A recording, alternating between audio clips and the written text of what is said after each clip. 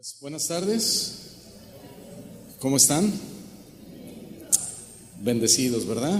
Gracias a Dios por, decía en la mañana que el Señor siempre nos da el privilegio, nos da el honor de tener un lugar donde reunirnos, de tener una casa donde adorar su nombre, donde oír su palabra, recibir su dirección. Hace rato que el Señor hablaba a través de sus siervos, pues yo me gozaba porque vemos la multiforme sabiduría de Dios, la multiforme gracia de Dios, cómo el Señor está interesado y preocupado por cada necesidad de cada uno de los que estamos aquí presentes.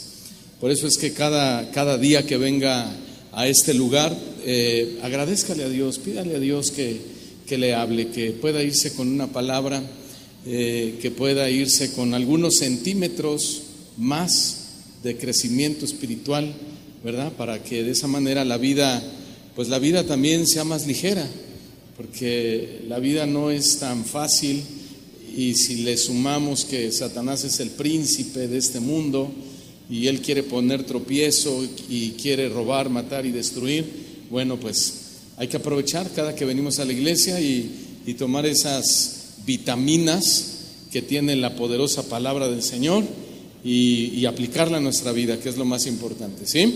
Amén. Y adorar a Dios, amén. Muy bien.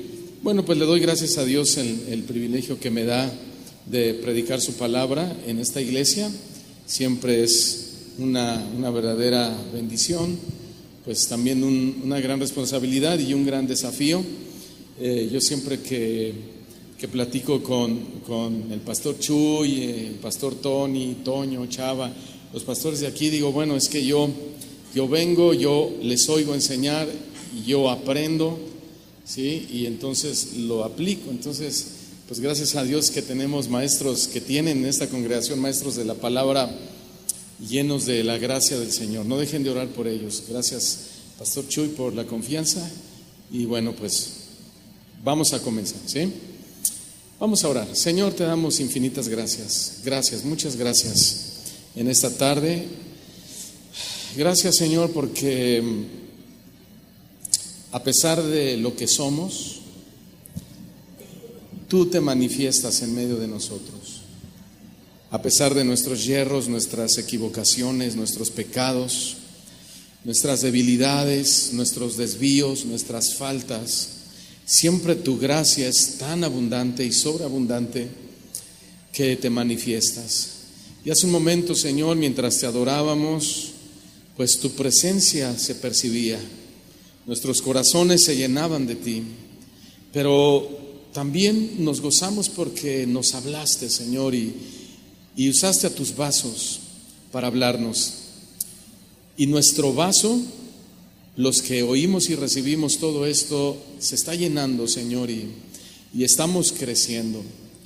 En este momento vamos a oír tu palabra y queremos rogarte que nos ayude, Señor, a recibirla bien, para que tu palabra no vuelva vacía, sino que haga aquello para lo cual es enviado. Sensibiliza, Señor, nuestros corazones y que este día sea un gran día para todos nosotros, Señor, que la palabra que nos has de hablar, que ya todo lo que nos hablaste, Señor, hace un momento, pueda ayudarnos para que durante toda esta semana podamos mantenernos firmes, que no nos falten las fuerzas, Señor, que no nos falte el vigor, que no nos falle la fe, que crezcamos, Señor, y que maduremos más, cada día más. Ayúdanos, Señor, porque el mundo quiere hacer de nosotros y de nuestros hijos sus presas predilectas. Pero nosotros nos encomendamos a tu gracia y a tus manos, Señor, agradecidos porque sabemos que tú tendrás cuidado de nosotros. Gracias te damos, mi Dios, en el nombre de Jesús. Amén. Muy bien. Ustedes han estado estudiando una serie de enseñanzas extraordinaria que habla sobre las metáforas de la Biblia. Y para poder entender con más claridad la metáfora de hoy, voy a pedirles que leamos un versículo en el libro de los Proverbios. Vaya buscando Proverbios, es el libro de la sabiduría de Dios. Yo sé que a ustedes ya les han dado la definición de lo que es una metáfora, pero sabemos que siempre hay personas nuevas que nos están visitando por primera vez, segunda vez o tercera vez, y yo quiero volver a definir rápidamente lo que es una metáfora. Antes de definirla, es importante que leamos primero el siguiente versículo, capítulo 1, Proverbios 1, y lo vamos a poner nos va a servir como un fundamento muy importante para comprender mejor la importancia de una metáfora. Proverbios capítulo 1, versículo 1 al 7 voy a leer, y les voy a leer la Biblia de las Américas, la traducción de la Biblia de las Américas, porque esta traducción utiliza la palabra metáfora. Bien, dice así: los Proverbios de Salomón, hijo de David, rey de Israel. Note el versículo 2: para aprender sabiduría e instrucción, para discernir dichos profundos, para recibir instrucción en sabia conducta, justicia, juicio y equidad, para dar a los simples prudencia y a los jóvenes conocimiento y discreción. Versículo 5: el sabio oirá y crecerá en conocimiento, y el inteligente adquirirá habilidad. Verso 6 dice: para entender proverbio y metáfora. Aquí es donde esta versión lo dice así: para entender proverbio y metáfora, las palabras de los sabios y sus enigmas. El temor del Señor es el principio de la sabiduría, pero los necios desprecian la sabiduría y la instrucción. Muy bien, ¿qué es una metáfora? Bueno, una metáfora consiste en identificar a una persona con una cosa que tiene una característica en común. Las metáforas, hermanos y amigos, son imágenes, pueden ser también conceptos, pueden ser también ideas que guardan entre sí una relación. En la metáfora, uno de los términos siempre va a ser literal y el otro término se va a utilizar en sentido figurado. En este caso se trata sobre la metáfora de Jesús y el maná, o Jesús y el pan del cielo. En este caso, Jesús representa lo literal o la parte literal, y el maná es el sentido figurado que nos va a proporcionar todas las características como alimento que posee la parte literal, que en este caso es nuestro Señor Jesucristo. El poeta Miguel de Cervantes, en su libro Don Quijote de la Mancha, nos dio algunos ejemplos de metáforas. Por ejemplo, él dijo que él escribe así: sus cabellos son oro, sus cejas arcos del cielo, sus ojos soles, su cuello marfil y su blancura nieve. No dice como la nieve, sino dice su blancura nieve, y así cada ejemplo que acabo de mencionar. Esto quiere decir que la idea de la metáfora es identificar a una persona con una cosa porque tienen características en común. Ahora bien, esto es la definición de metáfora. De aquí surge una pregunta. La pregunta es si cualquier persona puede comprender una metáfora. Bueno, la respuesta es que el mundo también nos habla por metáforas. Y si hablamos de las metáforas del mundo, la respuesta es que sí. Cualquier persona puede llegar a comprender las metáforas del mundo. Sin embargo, las metáforas de la Biblia, no cualquier persona las puede comprender. ¿Quiénes sí pueden comprender las metáforas de la Biblia? Bueno, según el Proverbio 1 que nosotros ya leímos, dice que las personas que pueden comprender las metáforas bíblicas no son los cristianos, porque muchos cristianos solo son cristianos porque dicen que son cristianos. No son las iglesias cristianas en sí, sino solamente los que temen al Señor. Por eso concluye esta parte del proverbio de esa manera. El principio de la sabiduría es el temor de Dios, y el contexto está hablando de para entender instrucción, para entender sabiduría, para entender metáfora. Dijo el sabio de Proverbios que lo primero entonces para aprender la sabiduría de la Biblia, para discernir dichos profundos, para recibir instrucción, para dar a los simples prudencia, para entender proverbios y para entender metáforas, lo primero es el temor de Jehová. Bueno, ¿y qué es el temor de Jehová? ¿O qué es el temor de Dios?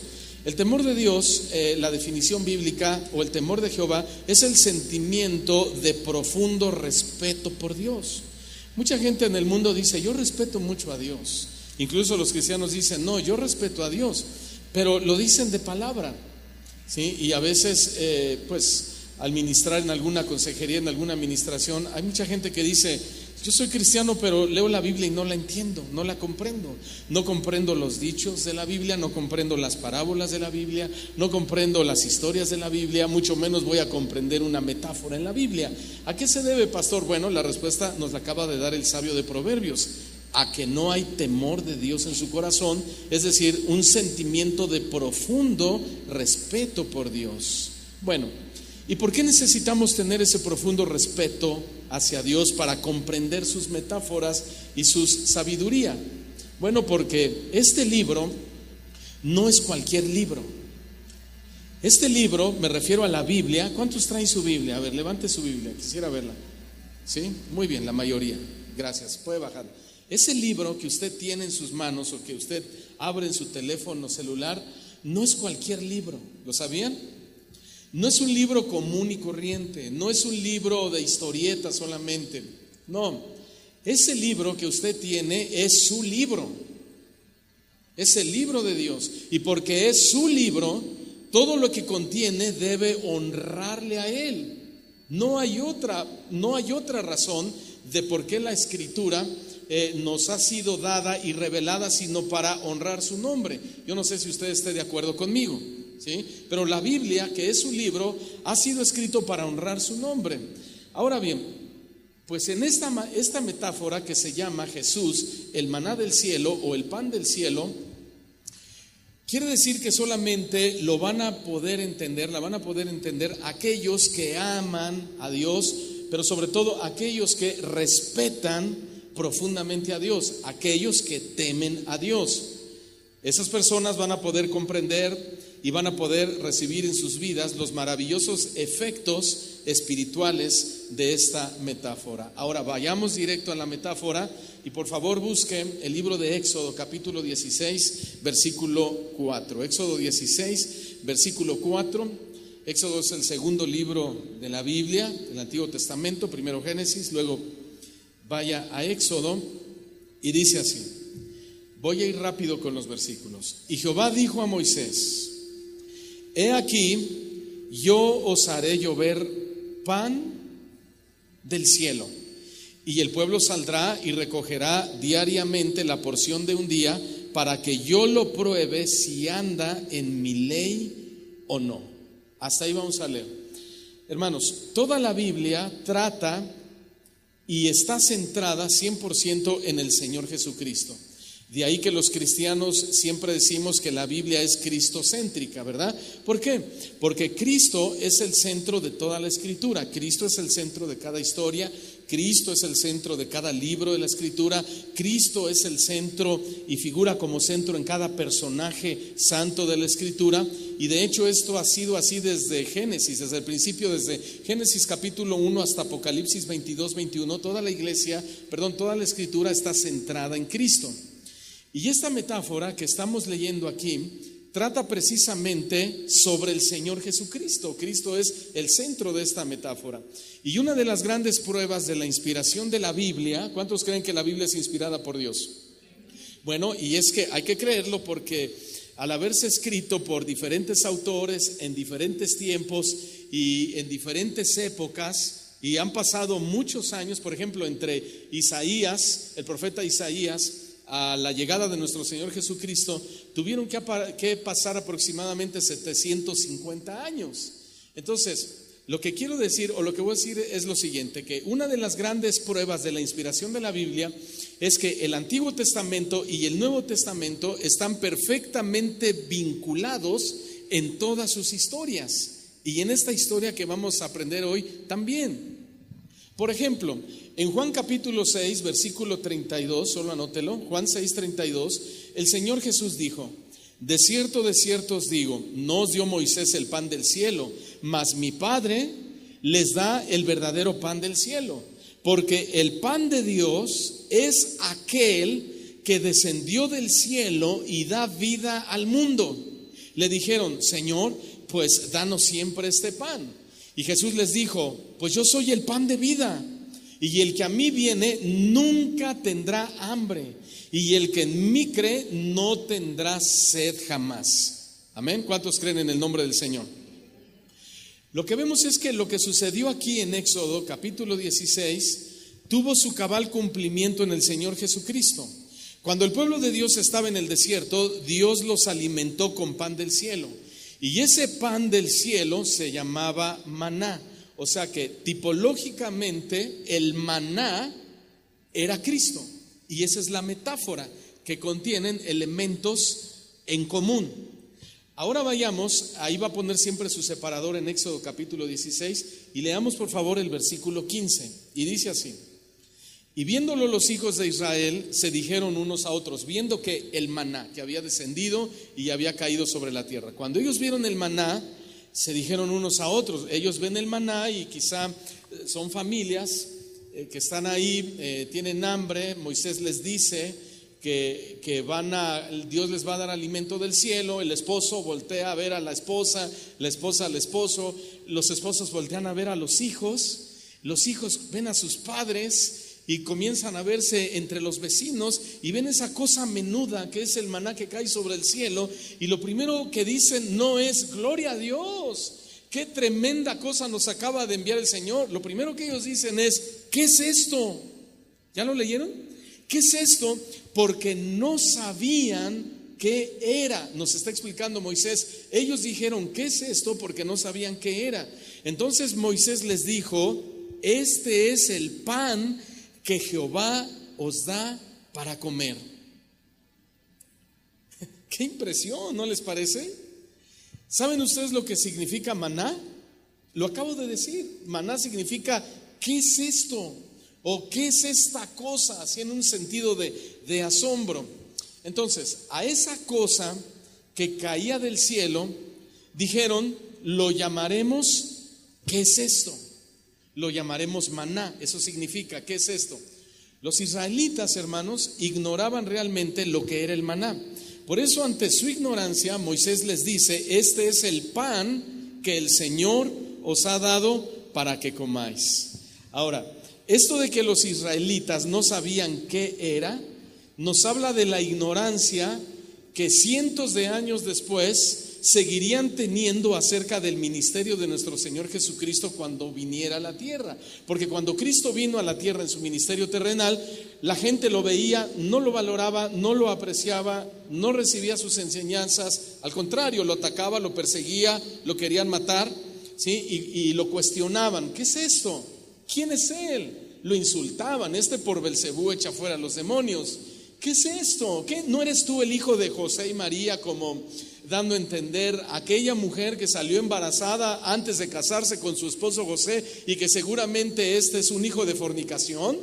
¿Qué es esto? ¿Algo bueno ha de salir de Belén o de Nazaret? Porque Belén era uno de los barrios más peligrosos en aquella época. Entonces había un menosprecio hacia Cristo en toda la extensión o en todo el sentido de la palabra. Ellos eran ignorantes. Sin embargo, hermanos, aunque eran ignorantes y no alcanzaban a comprender el pueblo de Israel el maná, ellos disfrutaron de la bendición del maná. Ahora, lo que quiero decir es lo mismo para nosotros. Si este maná fue una imagen del Señor Jesucristo que ellos no alcanzaron a comprender, quiere decir que incluso nosotros no podemos alcanzar a entender a Jesús en toda su plenitud, en toda su plenitud. Sin embargo, aunque no alcanzamos a comprender a Jesús, su obra, su ministerio, en toda su plenitud, estoy diciendo, eso no nos limita en ningún sentido para disfrutarlo plenamente. Pablo le escribió a su discípulo Timoteo en su primera carta, en el capítulo 3, versículo 16, 1 Timoteo 3, 16, y le escribió diciéndole: grande es el misterio de la piedad, que consistía en Dios manifestado en carne, o sea, Jesús, o ese maná. Grande es este misterio. ¿Qué nos enseña esta declaración? Bueno, si grande es este misterio, quiere decir que no existe ningún hombre, no existe ninguna mujer, no existe ningún sabio, no existe ningún científico, no existe ningún niño, no existe absolutamente nadie en la tierra que entienda en toda su plenitud este misterio de la piedad de Dios manifestado en carne. Nadie puede entender cómo Dios puede ser plenamente Dios y plenamente hombre al mismo tiempo. Digo, nosotros lo entendemos, pero no entendemos en toda su plenitud esto. De hecho, la encarnación de Cristo es el mayor misterio en todo el mundo. Sí, la encarnación de Cristo. Sin embargo, aunque esto puede sonar un tanto complicado o limitante a nuestros sentidos, eso no nos debe preocupar, porque no tenemos que entender totalmente o plenamente el misterio de Cristo para sí disfrutarlo completamente. Esto es muy importante, hermanos. Entonces, si yo digo que no necesitamos comprender en toda su plenitud ese misterio para sí poderlo disfrutar en toda su plenitud, yo quisiera preguntarle a usted si está disfrutando a Cristo en su vida. ¿Lo están disfrutando? ¿Sí? Bueno, yo creo que sí, por ejemplo, y lo disfrutamos en muchos sentidos. Por ejemplo, disfrutamos su perdón cuando, a pesar de que pecamos, pues Él nos perdona. No lo entiendo. Señor, ¿cómo es posible que me perdone siendo lo que soy? Disfrutamos su amor aun cuando nosotros no lo amamos como deberíamos amarlo. Disfrutamos su misericordia aun cuando nosotros no somos misericordiosos. Disfrutamos la generosidad de Dios aun cuando nosotros no somos generosos con Dios, no somos generosos con la gente, no somos generosos con las personas que llegan a estar en necesidad. Disfrutamos la fidelidad de Dios aun cuando nosotros somos infieles, ¿no es cierto? Grande es el misterio de la piedad. Y es que, bueno, no tienes que entender todos los misterios de la encarnación de Cristo, pero sí creerlo y recibirlo y disfrutarlo.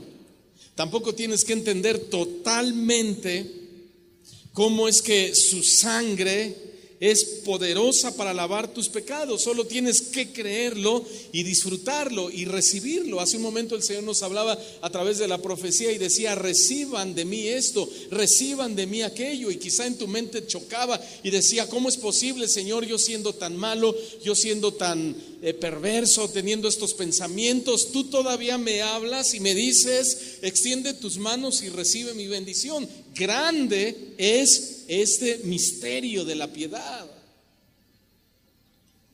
Tampoco tienes que entender del todo cómo fue que Jesús, cuando muere en la cruz, bajó al infierno, arrebató los decretos que había contra nosotros, luego subió nuevamente, resucitó al tercer día y ascendió a los cielos. No podemos entender a plenitud toda esa obra maravillosa, extraordinaria. Lo único que tienes que hacer es creerlo, y eso es suficiente para que tú entiendas que un día, de la misma manera, serás levantado, transformado y llevado al cielo, a la gloria delante del Señor.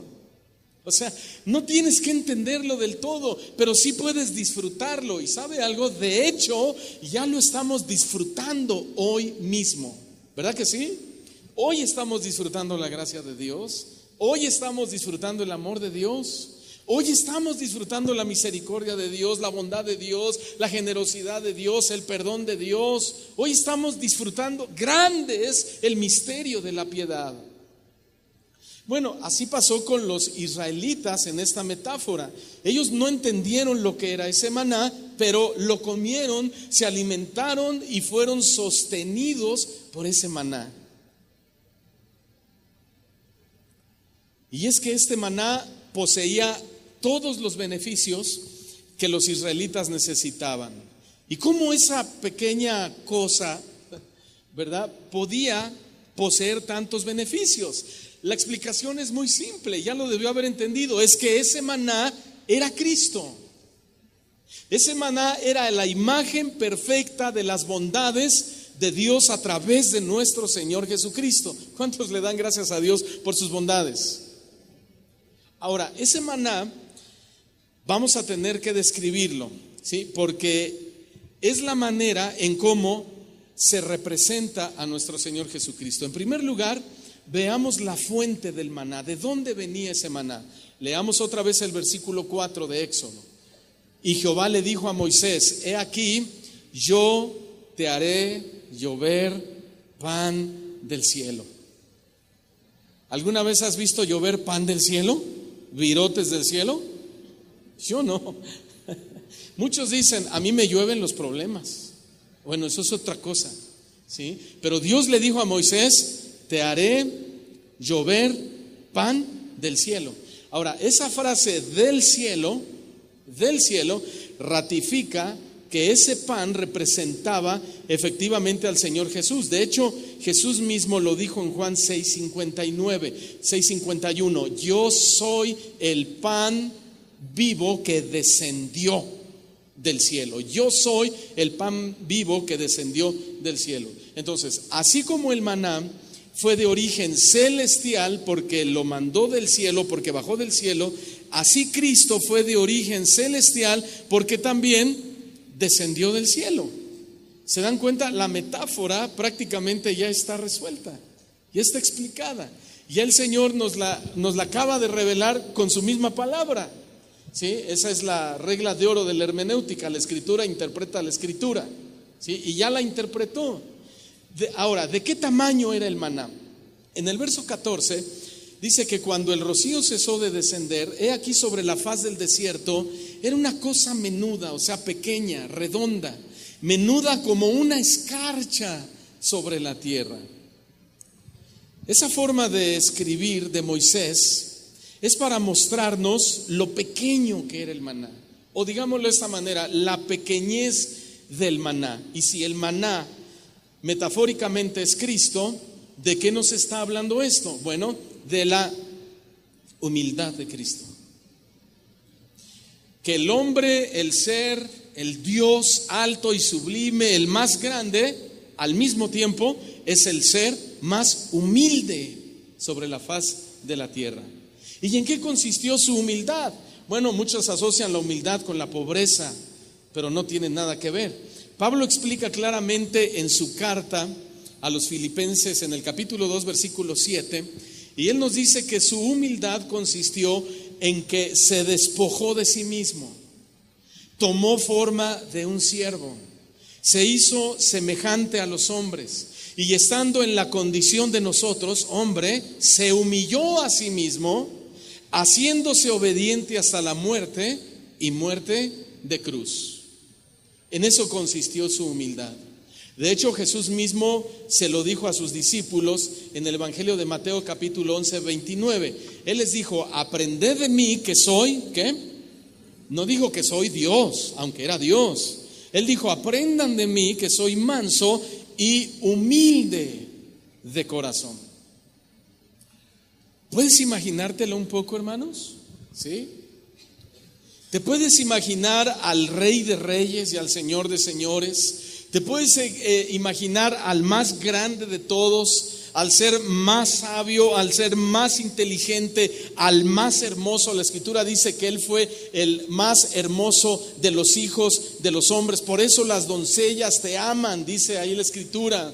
Bésame con los besos de tu boca, porque mejores son tus amores que el vino. Estoy haciendo notorio la grandeza de nuestro Señor Jesucristo. Imagínate ese hombre, el más inteligente, el más poderoso, y al gran Dios del universo viniendo a la tierra como un pequeño bebé. Esa es la humildad de Cristo, es esa pequeña cosa como una escarcha menuda que caía sobre la tierra, que era el maná. Alguien dijo, el infinito, refiriéndose a Cristo, se convirtió en un bebé. El infinito se convirtió en un bebé. Qué extraordinaria la humildad de Cristo. Y luego el color de ese maná. ¿Qué color tenía? Bueno, el verso 31 dice que la casa de Israel lo llamó maná, y era como una semilla de culantro o cilantro, pero de color blanco. Era una semillita, como una semillita redonda, parecida a la pingüica, pero en este caso el maná era color blanco totalmente. Bueno, pues ese pan blanco que caía en la tierra no fue blanco por casualidad. Así quiso Dios que fuera blanco. ¿Por qué? Porque ese color nuevamente representa al Señor Jesús, porque en la Biblia la blancura es un símbolo de la pureza, la santidad, y Jesús, el Hijo de Dios, siempre fue puro, santo y sin pecado. He ahí la metáfora de Jesús, el pan que bajó del cielo. Él era blanco. En alguna ocasión Jesús le dijo a sus acusadores: ¿quién de ustedes me redarguye de pecado? ¿Alguno de ustedes me ha sorprendido robando? ¿Alguno de ustedes me ha sorprendido mintiendo?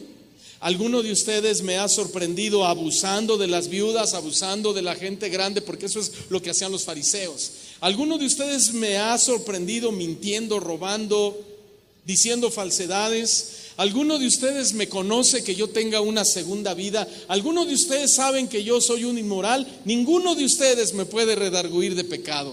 ¿Por qué? Porque Él era santo, Él era perfecto, Él era sin pecado. Fue tentado como nosotros, por supuesto, pero sin pecado, es decir, no pecó. Hebreos, por ejemplo, capítulo 7, versículo 26, solo anote, dice: porque tal sumo sacerdote, refiriéndose a Cristo, nos convenía. ¿Por qué nos convenía? Y hace un contraste entre los sumos sacerdotes del Antiguo Testamento y Cristo. Porque Él era santo, inocente, sin mancha, apartado de los pecadores y hecho más sublime que los cielos.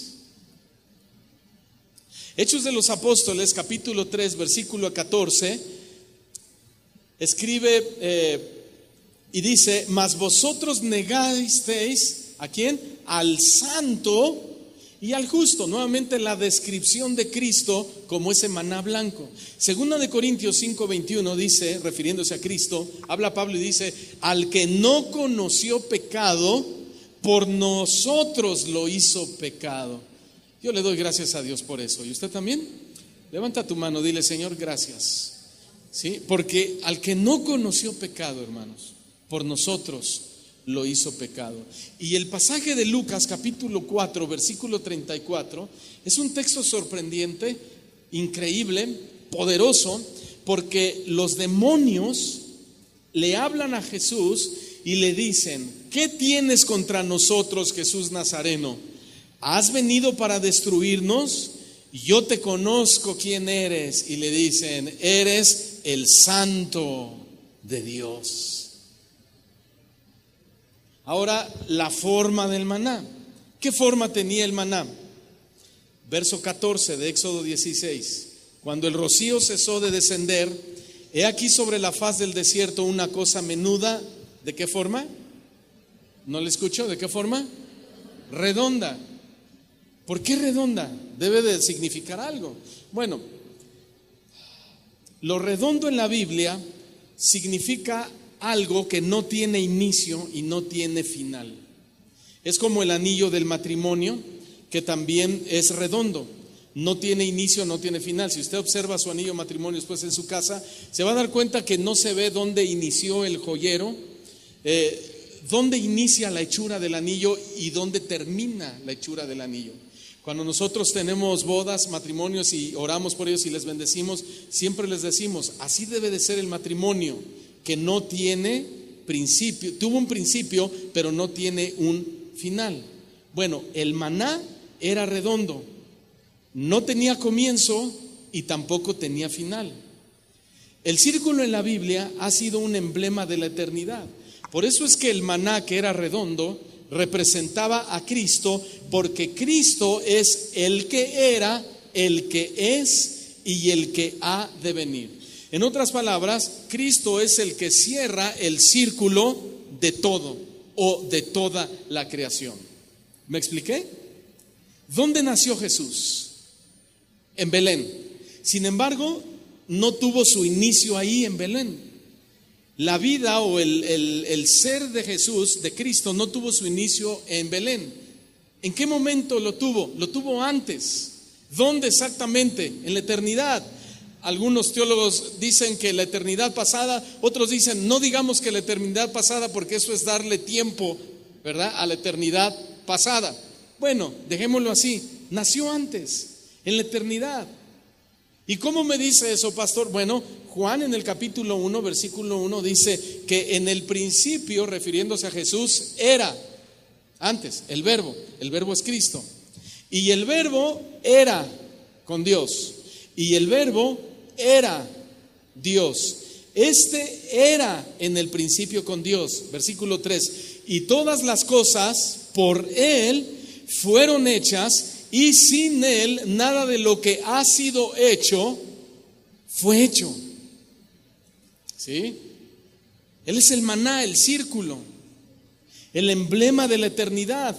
En Él se encierra toda la creación, todo lo que conocemos de la ciencia, del universo, lo de Dios mismo, cuánto más lo de nosotros.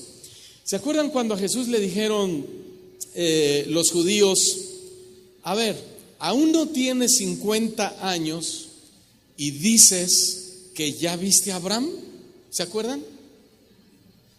Porque Jesús sorprendía a todos con sus enseñanzas, con su ministerio, con sus obras. ¿Cómo es que todavía no tienes 50 años y nos dices que ya has visto a Abraham? ¿Y qué les contestó Jesús? Sí, antes que Abraham fuese, yo soy. No dijo yo era, ni yo fui, ni siempre he sido, yo soy, siempre existente. Por eso a veces decimos, Dios, el ateísmo nos confronta y dicen Dios no existe. Y yo le digo, estoy de acuerdo, Dios no existe, Dios es, Él siempre ha sido.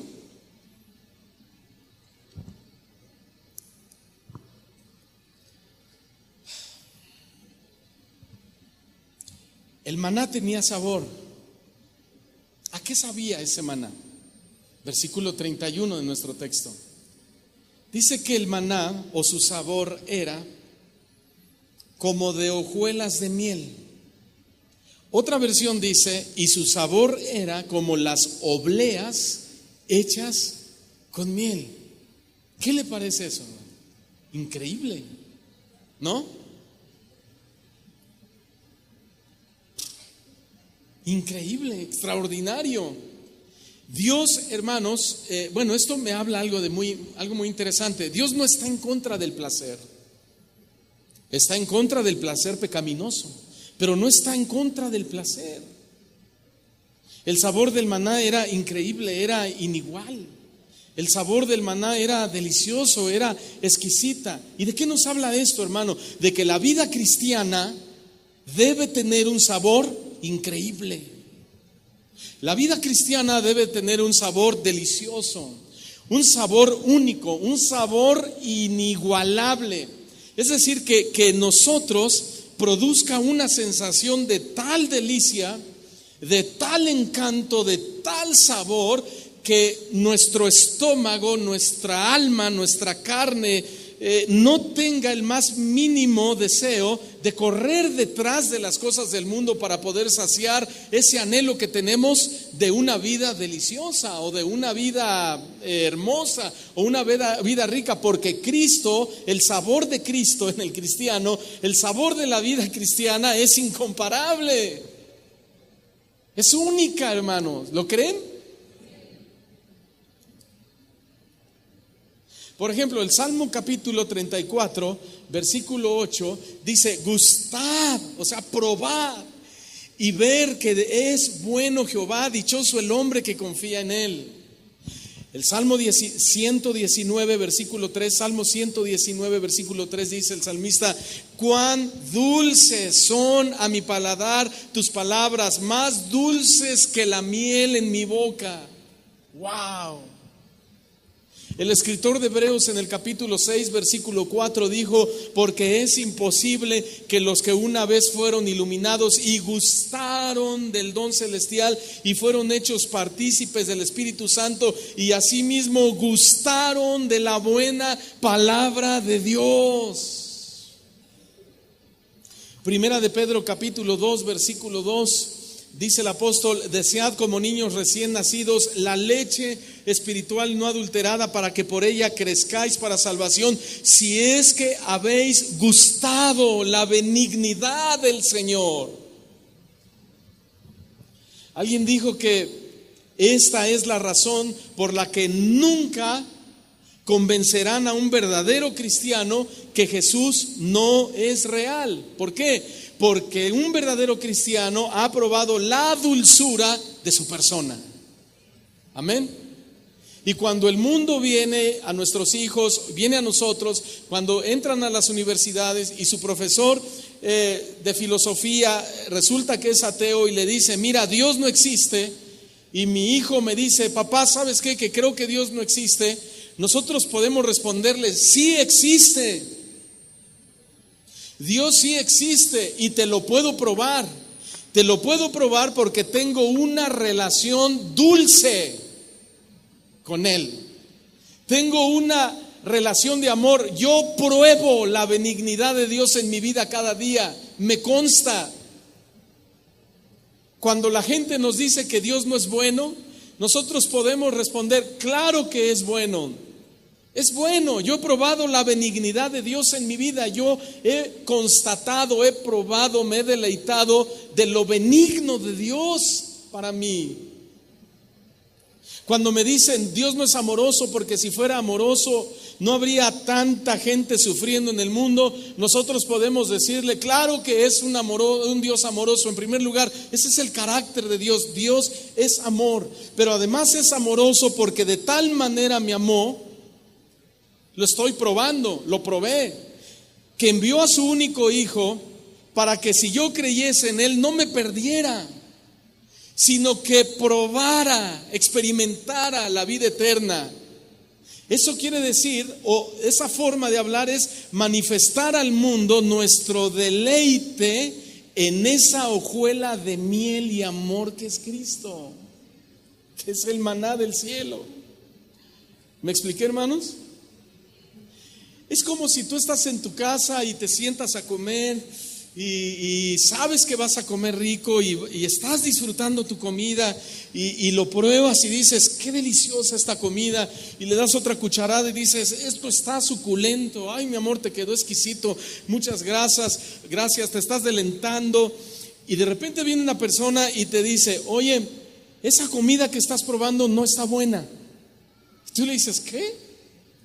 ¿Cómo te atreves a decirme que esta comida no está buena? Y te dice: es más, esa comida ni siquiera existe. ¿Perdón? Sí, esa comida ni siquiera es real. Bueno, ¿qué podrías pensar de una persona así? Bueno, tal vez le dirías: lo que tú me estás diciendo no es verdad, porque lo que tú me estás diciendo no está basado en la verdad. La verdad es que yo estoy sentado en esta mesa probando un platillo delicioso y me estoy deleitando. Entonces nadie, escuche bien, iglesia y personas que nos están visitando por primera vez, Nadie puede venir y decirnos que Dios no es real por una sencilla razón. Nosotros lo estamos disfrutando en toda su plenitud en este momento. ¿Cuántos están disfrutando a Cristo? ¡Qué maravilloso! Pero además de ser rico, el maná es suficiente, era suficiente. En el versículo 17 de nuestro texto, dice que los hijos de Israel lo hicieron así. Recogían unos más y otros menos, pero lo medían por gomer. Y no sobraba al que había recogido mucho, ni tampoco le faltó al que había recogido poco.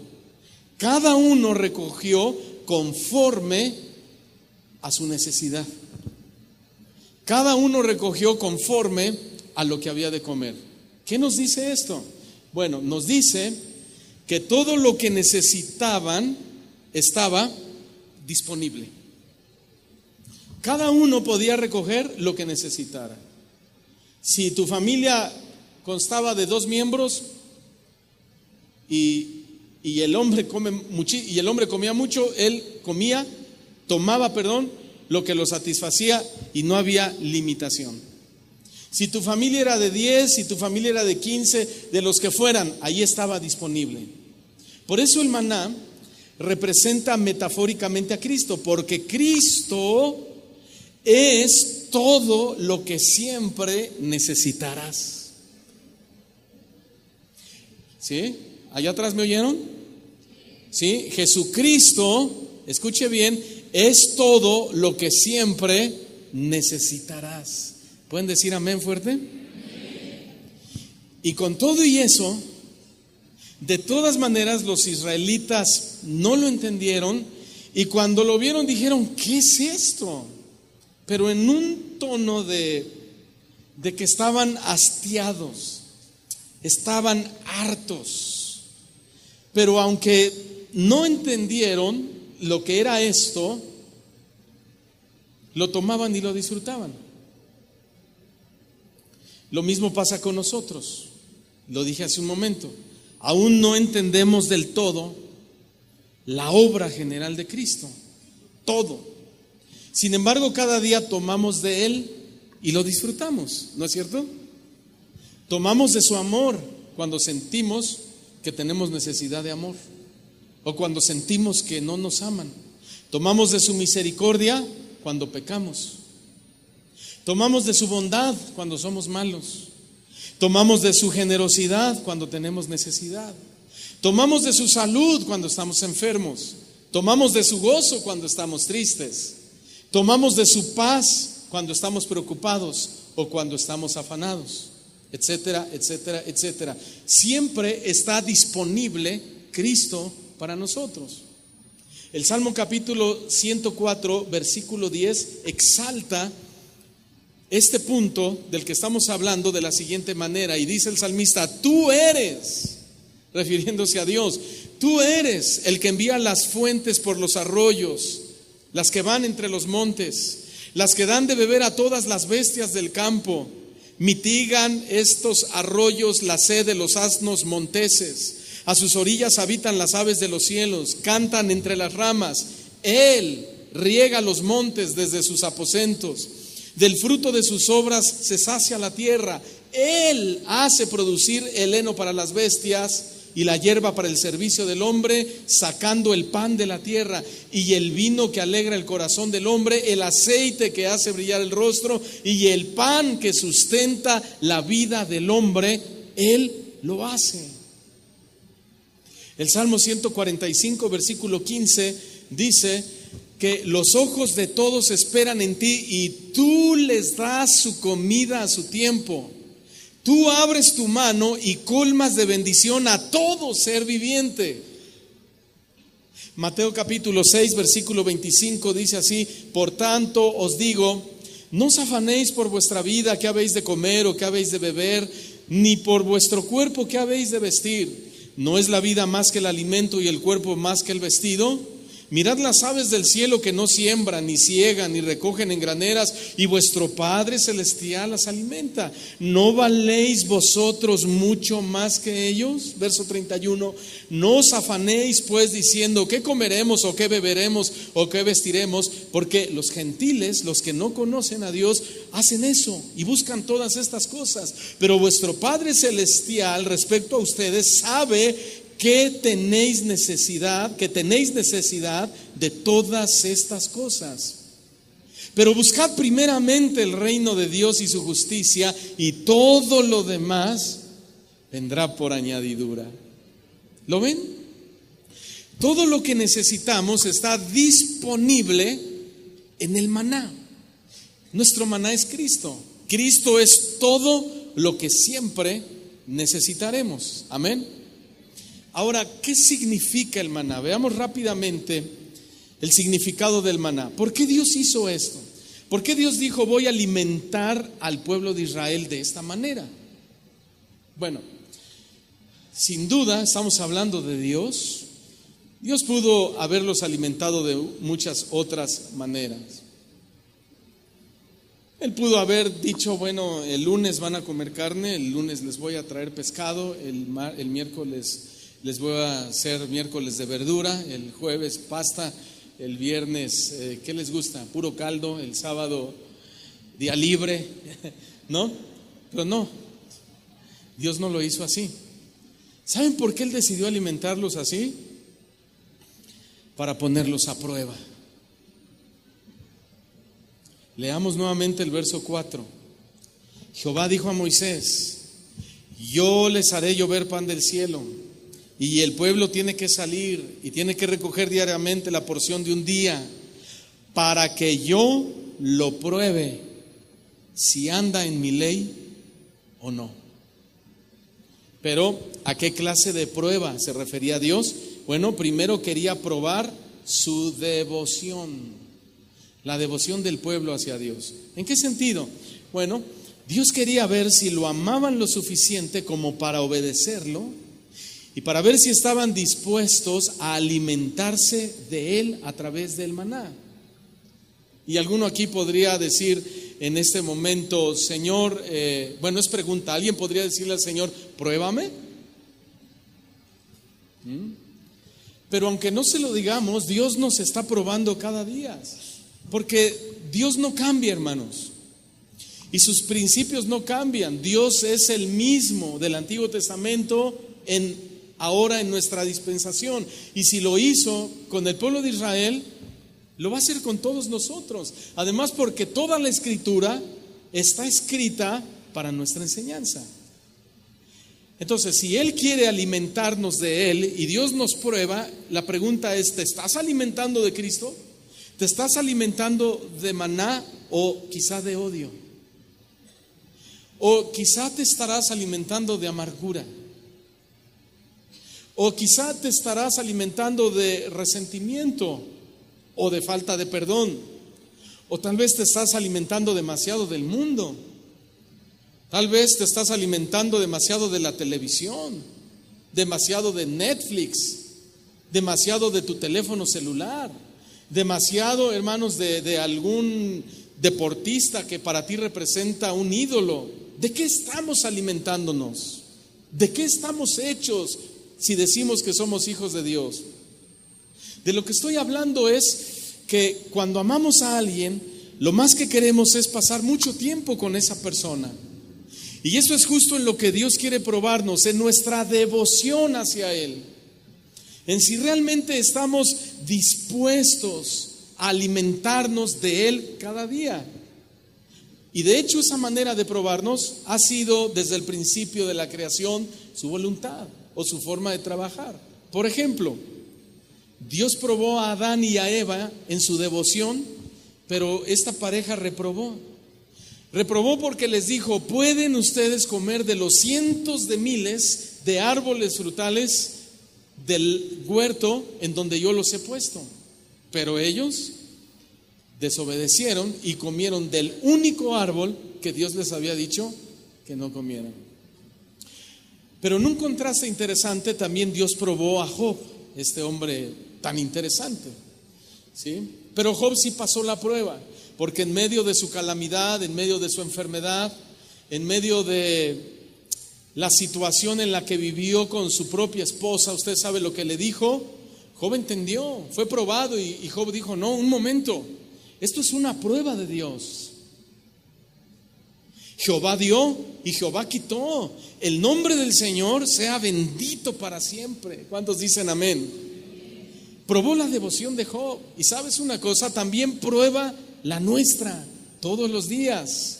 Pero nosotros tenemos que decidir si nos vamos a alimentar del mundo, si nos vamos a alimentar de rencores o nos vamos a alimentar del maná que es Cristo. ¿Sabe cómo se le llama eso?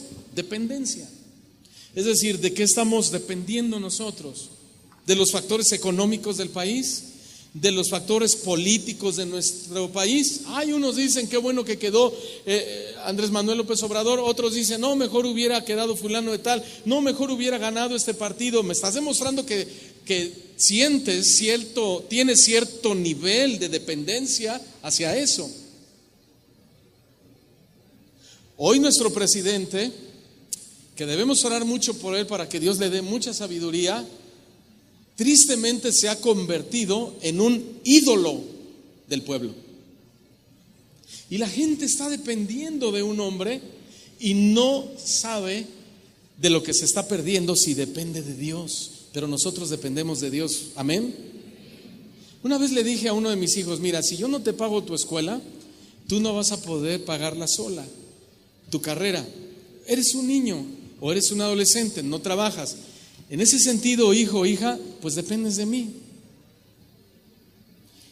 Por ejemplo, si le digo a mi hijo: si yo no te compro tu alimento, tú no vas a poder hacerlo porque eres un niño. En ese sentido, tu alimentación depende de mí. Le digo a mis hijos: miren, mientras ustedes están bajo mi autoridad, mientras ustedes están bajo mi techo, ustedes no pueden ser independientes. Ustedes siempre van a depender de mí, porque yo soy la autoridad en ese hogar junto con su madre. ¿Entendieron lo que trato de decirles? ¿No? ¿Sí o no? Bueno, una ocasión le dijo Jesús a Pedro: Pedro, cuando eras joven, te ceñías solo. Cuando eras joven, tú ibas a donde querías, pero eso un día se va a terminar. Cuando seas viejo, vas a tener que extender tus manos y otro te va a vestir. Otro te va a amarrar los zapatos porque tú ya no vas a poder. Y a donde no quieras ir, tendrás que ir. ¿Por qué? Llegará el momento en el que vas a tener que depender de otras personas. Moisés voluntariamente fue un hombre totalmente dependiente de Dios. Él le dijo al Señor en un momento cuando estaba bajo la presión del pueblo de Israel, le dijo: Señor, si tu presencia no ha de ir con nosotros, no nos movemos de aquí. Bueno, y el mismo Señor Jesucristo, nuestro Señor y nuestro Salvador, le dijo a su Padre: Padre, no se haga como yo quiero, sino como tú quieres. No se haga conforme a mi voluntad, sino conforme a la tuya. De eso estamos hablando en esta mañana, de que Dios va a probar nuestra devoción, pero también va a probar nuestra dependencia de Él. Dios les dio el maná día a día para mantenerlos dependientes de Él. Y esto nos enseña un principio elemental, que los hijos de Dios no, escúcheme bien, los hijos de Dios no podemos subsistir sin Él. ¿Está alguien de acuerdo conmigo? Los hijos de Dios no podemos subsistir con Él. Dile al que está a tu lado: sin Cristo no vamos a llegar lejos. No, pero yo soy un gran doctor. No vas a llegar lejos. Pero soy un gran empresario. No vas a llegar lejos. El que ya conoce a Cristo, sin Cristo no va a llegar lejos. Por ejemplo, en Hechos capítulo 17, versículo 28, lo ilustra de forma magistral. Dice: porque en Él vivimos, en Él nos movemos y en Él somos. ¿En quién? En Cristo. Otra vez, en Él vivimos, en Él nos movemos y en Él somos. Amén. ¿Qué quiere decir? Que en Él es que tenemos la vida. Quiere decir que en Él está nuestra salud. Quiere decir que en Él es que tenemos alimento o tenemos para comer. En Él tenemos salud. En Él tenemos una familia.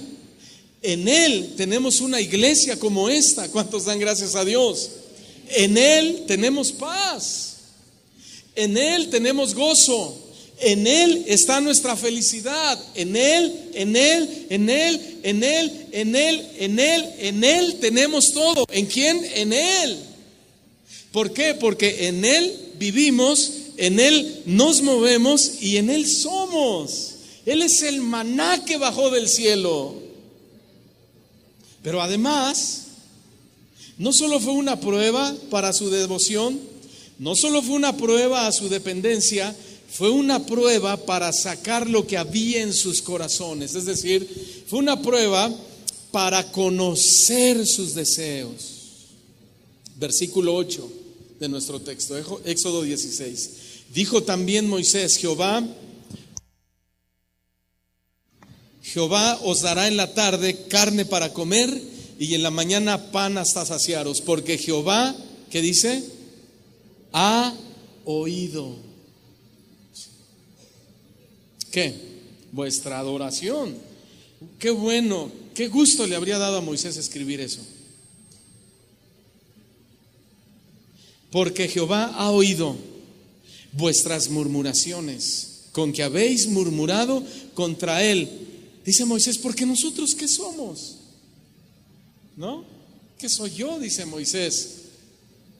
¿Qué es Aarón? ¿Qué son los líderes? No. Vuestras murmuraciones no son contra nosotros. Las murmuraciones han sido contra Jehová.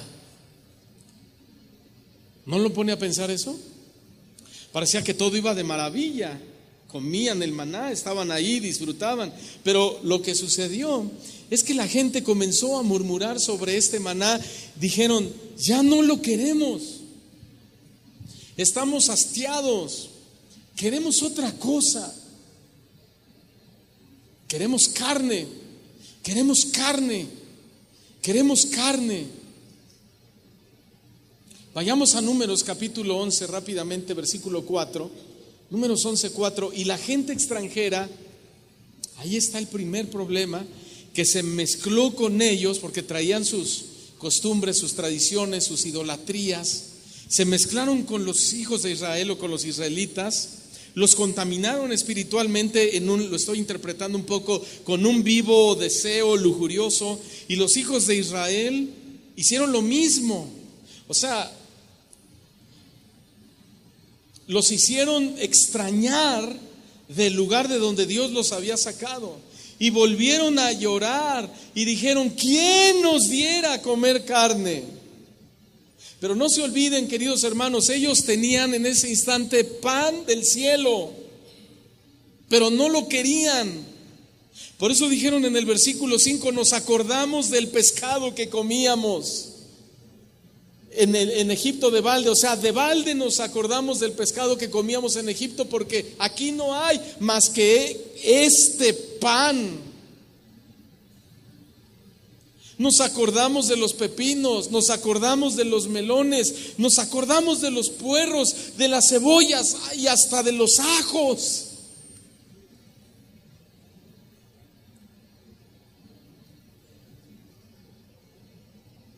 Qué impresionante. Recuerden que no solo somos lo que comemos, también comemos lo que somos. Esta gente no sentía ningún deseo, no sentía ningún amor, no sentía ningún agradecimiento y no sentía ningún afecto hacia Dios. Ellos estaban ensimismados, ellos estaban deseosos de ellos mismos y estaban haciendo a un lado a Dios, el Dios que les dio maná divino, alimento divino, sobrenatural, que abastecía y alimentaba, llenaba, suplía todo su ser, y no solamente el estómago, espíritu, alma y cuerpo. Ellos querían carne porque eran carnales, porque no sentían afecto por los asuntos espirituales. Por eso la Escritura dice que el carnal juzga todas las cosas carnalmente, pero el hombre espiritual juzga todas las cosas espiritualmente. ¿Saben?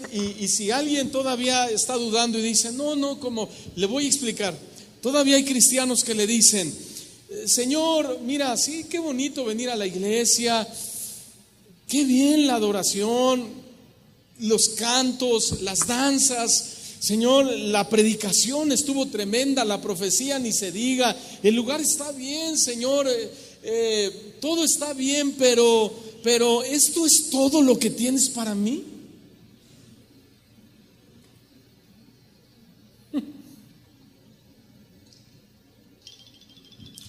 ¿Esto es todo, Señor, lo que piensas darme?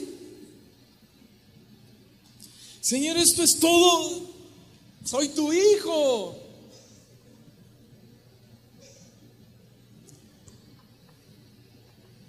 Dios probará nuestros deseos. Piensen en esto. Los israelitas tenían mucho más que carne. Los israelitas tenían mucho más que cebollas, mucho más que pepinos, mucho más que pescado. Ellos tenían mucho más que lo que ellos decían extrañar, tenían mucho más que ajos, tenían pan del cielo. Pero su corazón seguía esclavizado a Egipto.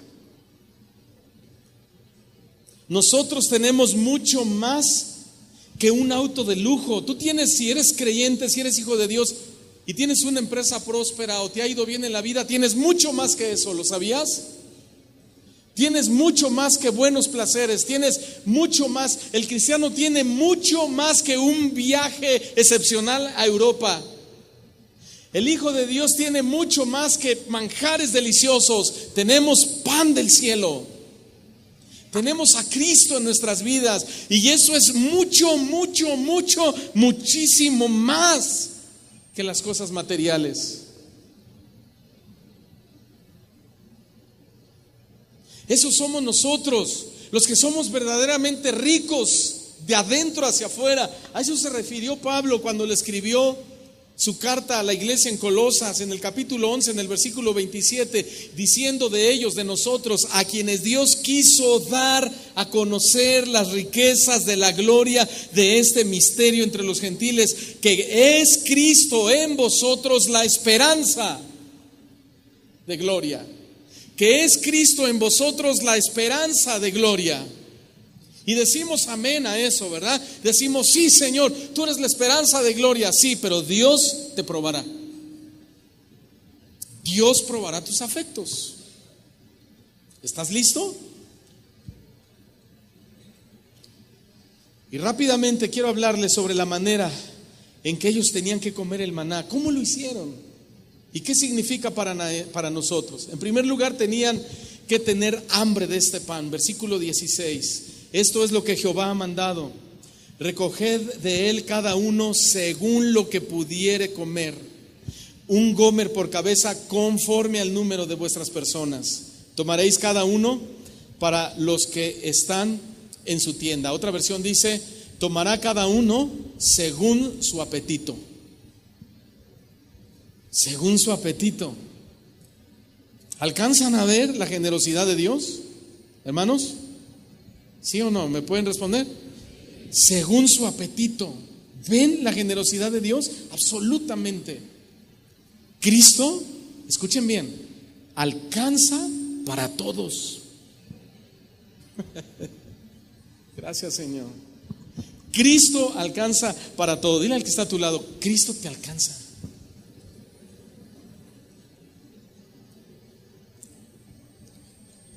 Y si Cristo nos alcanza para todo, y si Cristo es suficiente para todo, y si Cristo es vasto, es generoso, es bondadoso, es abundante para nosotros, ¿por qué mucha gente pierde el apetito por las cosas espirituales? ¿Por qué pierde el apetito por Cristo? ¿Por qué ya no quieren comer maná? ¿Por qué ya no quieren comer hojuelas deliciosas con sabor a miel? ¿Por qué ya no? ¿Sabe por qué? Porque están enfermos. Cuando una persona pierde el apetito es a causa de la enfermedad. Si no tienes el deseo de alimentarte de Jesús, quiere decir que estás enfermo del alma. Si no tienes deseos de adorar a Dios, si no tienes deseos de alabar a Dios, si no tienes deseos de servir al Señor, si no tienes deseos de dejar el pecado, quiere decir que estás agonizando espiritualmente. Quiere decir que no estás comiendo maná. Y es que para aceptar comer maná, no solo se necesitaba hambre, sobre todo se necesitaba humildad. Porque ellos decían, ¿qué es esto? Extrañamos el ribeye, extrañamos el pescado empapelado, extrañamos las ollas de los ajos. ¿Qué es esto? Les faltaba humildad. El verso 14 dice que cuando el rocío cesó de descender, es que antes de que cayera el maná, primero venía un rocío del cielo, el rocío que conocemos. Dicen algunos que tenía que venir una cama de agua, que era el rocío, para que el maná no se contaminara. ¿Sí? Hay diversas explicaciones de eso. Pero viene el rocío, y cuando deja de caer el rocío de agua, he aquí sobre la faz del desierto, es decir, sobre el suelo, caía el maná. Pregunta, y por favor respóndame, ¿dónde caía el maná? Bueno, usted me va a decir sí o no. ¿Caía sobre su mesa? ¿El maná llegó directamente a su refrigerador? ¿No? ¿El maná llegó directamente a sus manos, así peladito y a la boca? Dios no le dijo a Moisés, mira, diles que solo extiendan sus manitas y ahí que las abran y ahí les voy a poner un montoncito. ¿Así caía? ¿Y por qué muchos cristianos quieren así? Caía sobre el piso. Es decir, que tenían que humillarse. Tuvieron que agacharse para recogerlo. Tuvieron que arrodillarse para recoger el maná. Yo no sé usted, pero qué bien se siente arrodillarse delante de Dios. Porque nuestra alma descansa cuando nos humillamos, porque comenzamos a alimentarnos allí humillados, tirados, arrodillados de la misericordia de Dios, del perdón de Dios, de la bondad de Dios, de la generosidad de Dios, de lo bueno que es Dios. ¿Y sabes qué? Dios quiere que cuando estemos hambrientos de Él, tengamos que humillarnos. Sí, vamos a tener que agacharnos. Vamos a tener que arrodillarnos en absoluta humildad y conformidad con lo que Dios nos da. ¿Estarás dispuesto a hacerlo? ¿Estarán dispuestos a humillarse? Para terminar, el verso 21 dice, y lo recogían cada mañana, cada uno según lo que había de comer, y luego que el sol calentaba, se derretía. No era como el pan de nosotros, como el virote o el bolillo del Distrito Federal, que le da el sol y se hace duro. No, aquí era diferente. Esto quiere decir, ellos tenían que ir temprano. ¿Qué quiere decir? Recógelo temprano, porque si no lo recoges temprano, será demasiado tarde. Tienes que ir a Cristo, hermanos, amigos que aún no conocen al Señor. Tienen que ir a Cristo ya. El día de salvación es hoy. Porque si no vas temprano, puede ser muy tarde el día de mañana.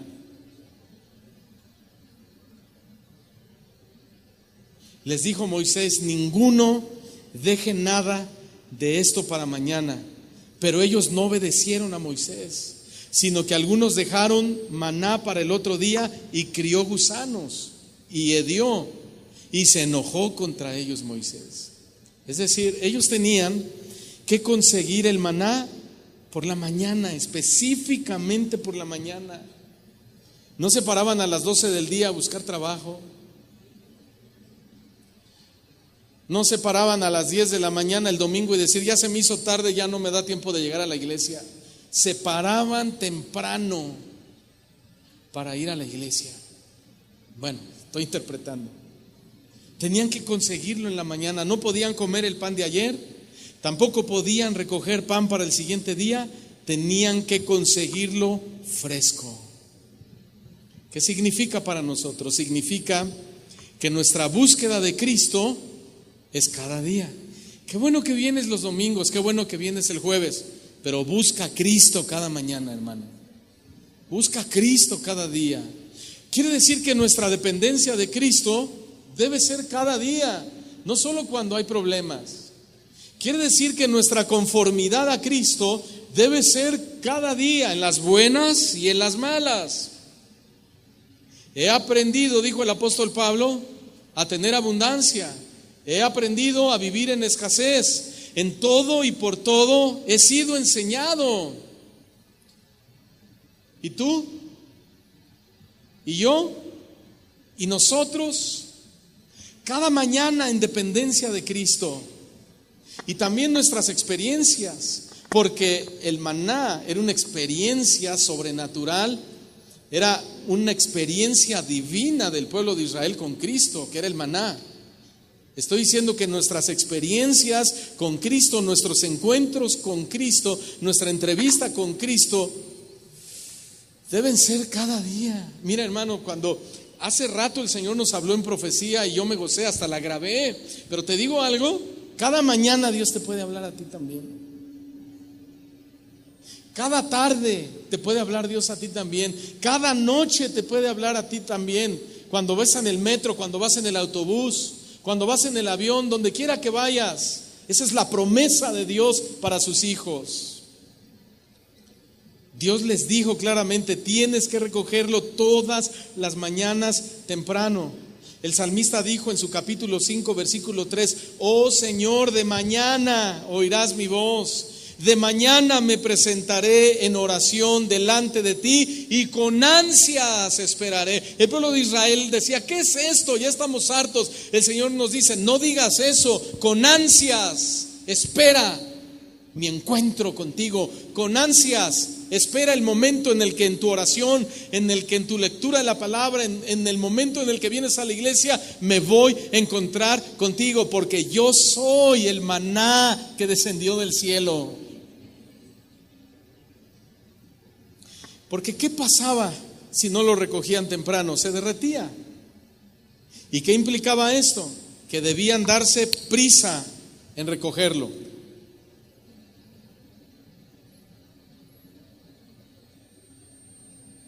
Ve pronto a Cristo. Ve pronto a Cristo. Vayan pronto a Cristo, hermanos. ¿Me están escuchando? Ve pronto a Cristo, porque mañana puede ser demasiado tarde. Otra cosa, este pan no era cualquier pan, era un pan de primera clase. Y era de primera clase porque aportaba todos los nutrientes que el cuerpo necesitaba.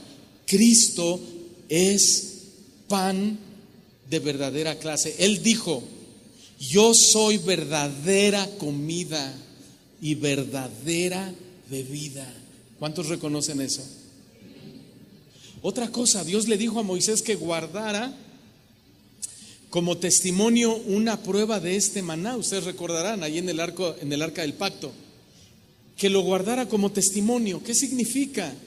Significa que nunca debemos olvidar todo lo que Cristo ha hecho por nosotros. Y que nunca se te haga poca cosa, Nunca olvides, guárdalo en tu corazón. Y una última cosa, ¿sabes durante cuánto tiempo comieron maná?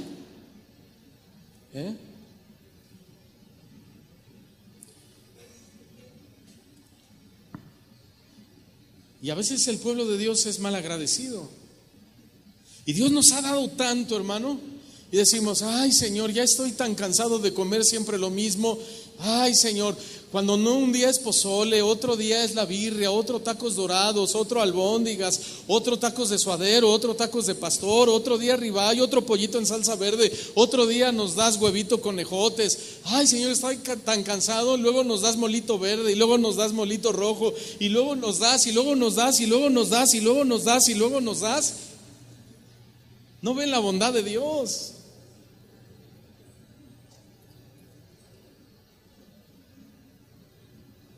El pueblo de Israel comió maná durante 40 años. Lo mismo. 40 largos años. Pero esto me habla de algo, no de estoy cansado de siempre lo mismo. Esto me habla más bien del gran suministro de Dios. Dios, ¿qué quiere decir esto? Que Dios mostró su fidelidad. Cuando Dios los sacó de Egipto, no los sacó para que se murieran de hambre en el desierto. 40 años siendo fiel y dándoles maná cada mañana con un sabor exquisito, con el poseedor el maná de todos los nutrientes que sus cuerpos físicos necesitaban durante 40 largos años. Y podían comer lo que quisieran, la cantidad que fuera. Nada más no guarden para mañana, ni salgan tarde, es decir, dependan de mí. Un gran suministro de Dios.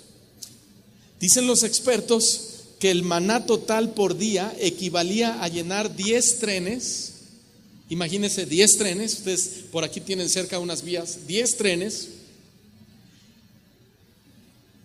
de 30 vagones cada tren, con 15 toneladas de maná cada vagón.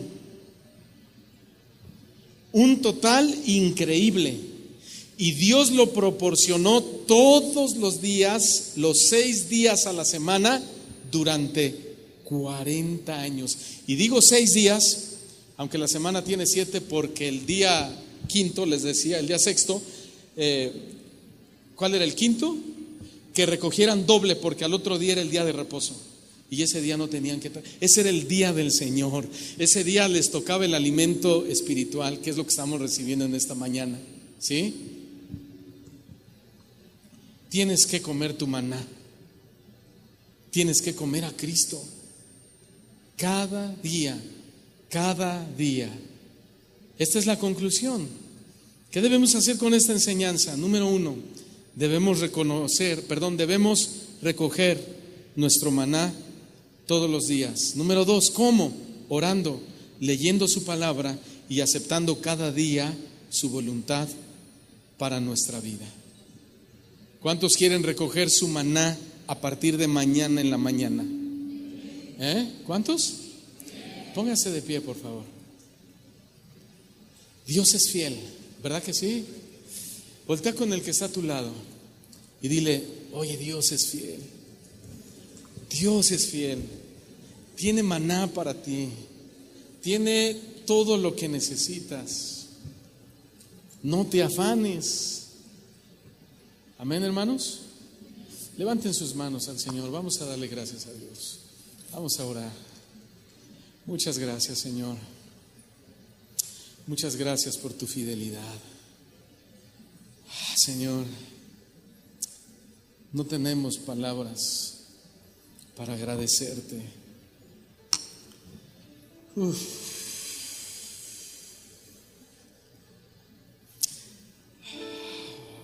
Hable usted con el Señor, por favor.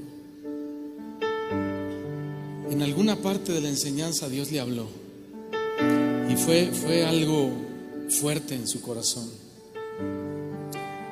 Recuerde ese punto, tómelo y ore a Dios en relación a eso.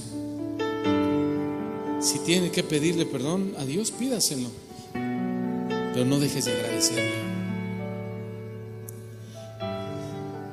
No dejes de decirle al Señor que vas a aceptar su voluntad, que vas a depender de Él, de su maná, de su alimento, de Cristo. Cristo eres nuestro alimento. Cristo, eres nuestra paz. Cristo, eres el que le da sabor a nuestras vidas. Eres el que nos sostiene, el que nos sustenta, el que nos tiene bien realmente. Porque aun cuando enfermamos nos levantas, Señor. Aun cuando sentimos que tenemos poco, nos damos cuenta que estamos suplidos, satisfechos. Estamos contentos, Señor, contigo. Gracias, Señor. Come de mí, dice el Señor. Come hasta saciarte. No te detengas, ni tus culpas deben detenerte para que vengas a mí. Yo soy el pan que descendió del cielo para ti, para que comas de mí.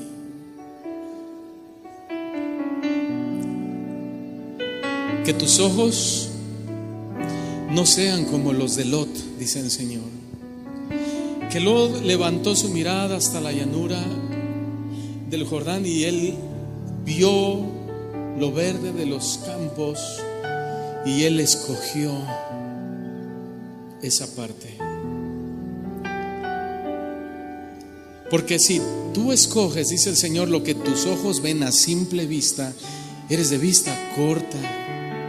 Eres de vista muy corta y no alcanzas a ver el peligro que hay al paso del tiempo. Dice el Señor, sé como Abraham. Sé como Abraham, que él caminaba como viendo al invisible. Él fue un hombre de fe, dice el Señor. Y cuando su sobrino Lot le dijo, yo iré de aquel lado, Abraham le dijo, está bien, y yo iré al lado contrario de donde tú vayas. Porque Abraham me creyó.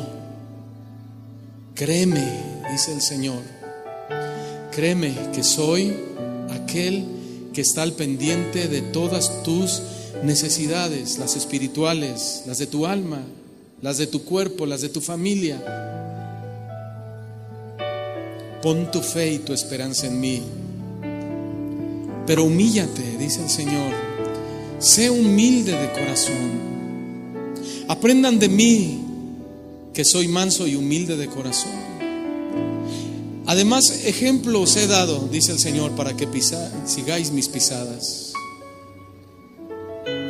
Si tú vives en humildad y te humillas cada día, dice el Señor, jamás te faltará nada. Esa es mi promesa para ti. Jamás tendrás necesidad de nada. Porque los leoncillos necesitan y tienen hambre, pero los que buscan a Jehová no tendrán falta de ningún bien.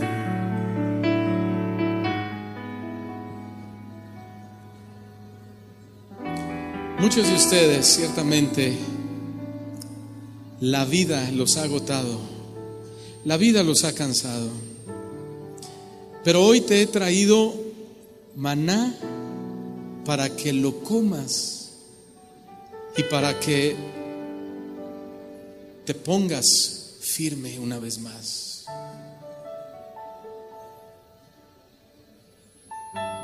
No te adelgaces, dice el Señor, por no querer comer de mi palabra.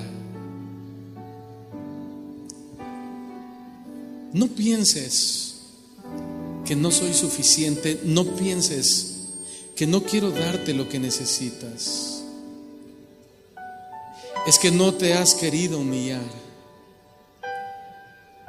Pero yo soy bueno y yo soy misericordioso y yo soy tu Dios y yo soy tu Padre y yo tengo cuidado de ustedes y siempre pienso en ustedes.